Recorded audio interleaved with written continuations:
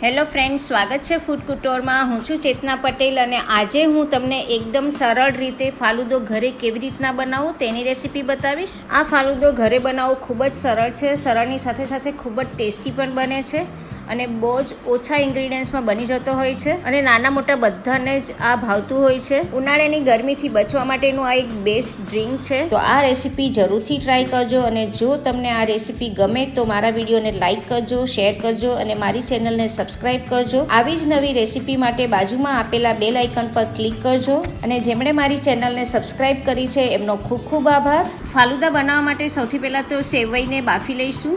તેના માટે એક પેનમાં પાણી ગરમ કરવાનું છે અને એમાં સેવઈ નાખી દઈશું। આની જગ્યાએ તમે ફાલુદા સેવ પણ લઈ શકો છો। ફાલુદા સેવ માર્કેટમાં ઇઝીલી મળતી નથી, તો મેં અત્યારે સેવઈ લીધી છે। એનો પણ ટેસ્ટ ખૂબ જ સરસ લાગે છે અને ઇન્સ્ટન્ટ બની જાય છે ફાલુદા। સેવઈમાં બી એક જાડી સેવઈ આવે છે, એ લેવાની છે સ્પેશિયલી ફાલુદા માટે।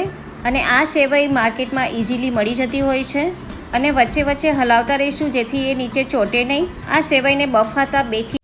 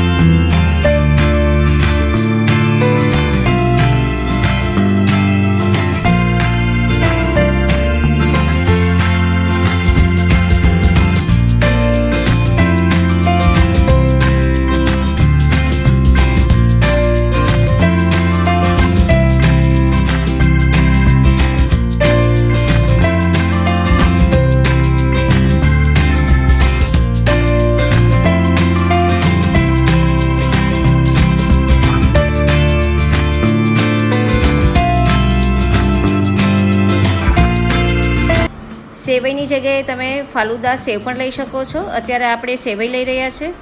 2 ટેબલસ્પૂન નાખીશું। તેના પર પલાળેલા તકમરિયા 2 ટેબલસ્પૂન નાખીશું। તકમરિયાનું પ્રપોર્શન તમે વધતા ઓછા પ્રમાણમાં કરી શકો છો, તમને જેટલા ભાવતા હોય એટલા લઈ શકો છો। તેના પર 2 થી 3 ટેબલસ્પૂન ફ્રૂટ જેલી અમે ઘરે જ બનાવી છે। આ ટોટલી ઓપ્શનલ છે, અગર તમને ભાવતી હોય તો નાખી શકો છો। નાના બાળકોને આ જેલી ખૂબ જ ભાવતી હોય છે। તેના પર ઝીણા સમારેલા કાજુના ટુકડા, તમારે મિક્સ ડ્રાયફ્રૂટ લેવા હોય તો પણ લઈ શકો છો। હવે એના ઉપર ગુલાબ ફ્લેવરનું એકદમ ચીલ્ડ દૂધ નાખી દઈએ અને 3/4 ગ્લાસ ભરવાનો છે।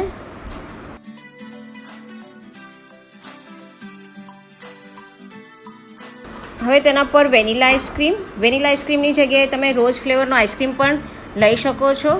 ફાલુદામાં વેનીલા આઈસ્ક્રીમની જગ્યાએ રોઝ ફ્લેવરનો આઈસ્ક્રીમ ખૂબ જ ટેસ્ટી લાગે છે અને આની પહેલાં મેં એનો વિડીયો અપલોડ કરી દીધો છે અને તેની લિંક મેં ડિસ્ક્રિપ્શન બોક્સમાં આપી દીધી છે।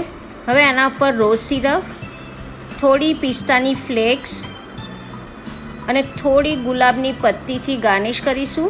ફાલુદા આપણો રેડી છે।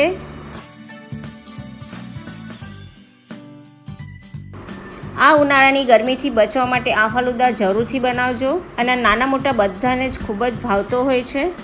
આવી જ એક નવી રેસીપી સાથે ફરી મળીશું। ત્યાં સુધી હેપી કુકિંગ।